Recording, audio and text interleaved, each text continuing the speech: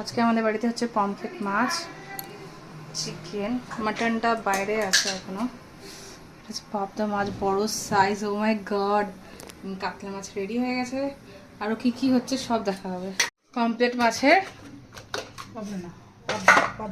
ফার্স্টে আগে পাবদা বানাচ্ছে সর্ষে পোস্ত দিয়ে পাবদা। শুধু সাইজগুলো দেখো তুমি, ও এমজি।